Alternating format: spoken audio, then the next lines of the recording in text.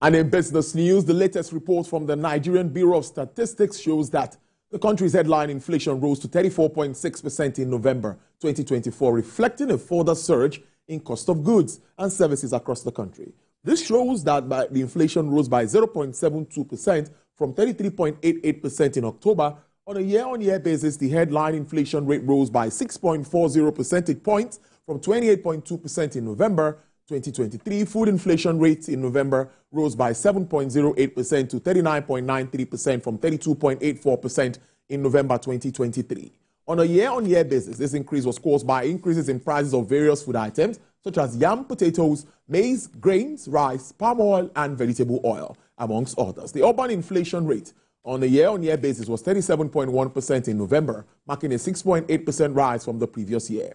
On a month-on-month basis, urban inflation increased by 0.02% to 2.77%. Rural inflation year-on-year stands at 32.27% in November 2024, representing a 5.84% increase from November 2023.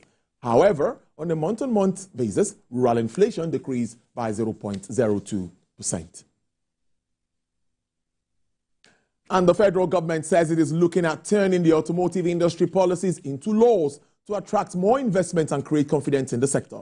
The Minister of State for Federal Ministry of Industry, Trade and Investment, Senator John Eno, said this in his remarks at the Automotive Industry Stakeholders Conference, which held in Lagos, with theme Strategy for Current and Sustainable Future for the Auto Industry in Nigeria.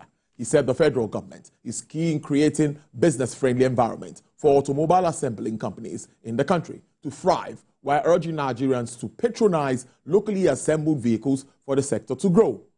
Delivering his remarks, the Director General of the National Automotive Design and Development Council, Mr. Joseph Osonipe, highlights key opportunities for growth challenges, innovation, collaboration needed by all stakeholders across the sector.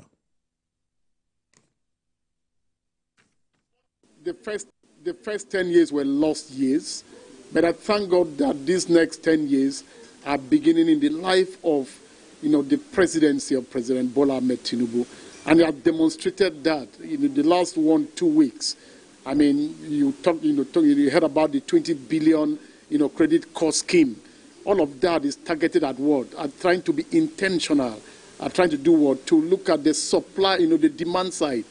Because as much as you continue to encourage these companies to locally assemble all of that, they also need to have the guarantee that the ability, in terms of the Nigerian public to also purchase their vehicles is also there. We have seen a lot of things that we need to work on.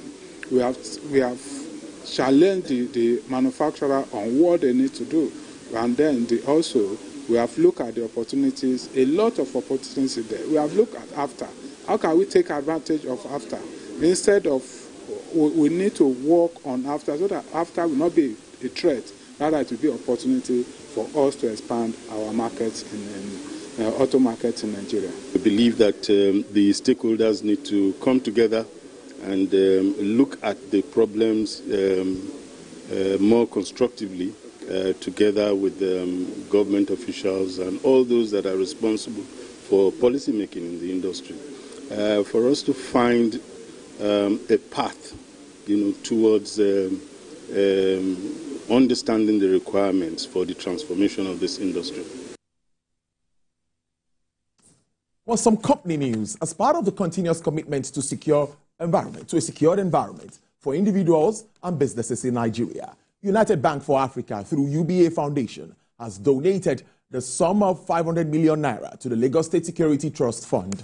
The 500 million naira check was presented to the Lagos State Governor, Mr. Babajide Sanwo-Olu, by the UBA Group Chairman, Mr. Tony Elumelu, who was accompanied by the bank's Deputy Managing Director, Mr. Muyiwa Akinyemi, at the State House in Marina. Speaking during the presentation, Mr. Elumelu reiterated the bank's dedication to supporting initiatives that ensure the safety and prosperity of communities across Nigeria. The group chairman emphasized the importance of security to the economic growth and societal well-being of the state. The Lagos State Governor, on his part, expressed appreciation to the UBA Group and UBA Foundation for their significant contribution, commended Mr. Elumelu for his unwavering commitment to impactful projects, state's progress and well-being. Apologies for the mix-up there. The Lagos State Cooperative Federation has restated its commitment to boosting economic growth and alleviating poverty amongst its members and residents of Lagos State. Speaking at the Leaders Conference in Lagos with focus on cooperatives for sustainable economy, the president of the institution, Mr. Shobule Oladapo, emphasized the importance of cooperatives in improving social welfare and economic development. He emphasized the need for leaders to conduct feasibility studies, assess risk, and make informed decisions to ensure judicious use of members' funds. However, Mr. Shobule solicited for state government support to deepen operations of the cooperative societies. It's an occasion where we come together as a movement to share ideas, discuss issues that affect the movement and the cooperative, in general. So this year is no different. We are here to, rub minds, exchange ideas, and chart the way forward for the new year 2025. In the global world, cooperative is doing tremendously to develop our economy, to make life of people better. And we are not doing different in Lagos State and Nigeria at large. So cooperative is about people coming together, bringing their resources together to assist one another at time of need. And the activities of cooperators and cooperatives is also by extension helping the economy of our state and our nation.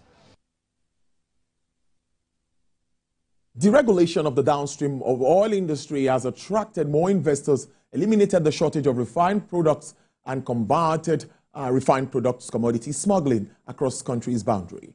Chief Executive Officer of RTC Advisory Services, Mr. Okpeyemi Agbaje, was on our flagship show, Business Nigeria. He highlighted the benefits of deregulation to the entire petroleum industry. The fact that we've essentially completed the deregulation of the downstream petroleum sector is a big positive. And added to the fact that there is a significant domestic component of that downstream sector. So that is a significant change from a year ago. We now have Dangote refinery, we now have Port Harcourt refinery, the NNPC is promising that others will come on stream. They are all producing. Today, the evidence that we now have a downstream, fully deregulated downstream petroleum sector, I heard you report a few minutes that prices have come down. So there's competition and there's free pricing. You are free to price as you like. NNPC has taken the lead. Dangote refinery may look at their own prices, etc. Port Harcourt is NNPC. Importers will look at their cost. Globally, prices came down a bit. So the market is now reflecting market developments.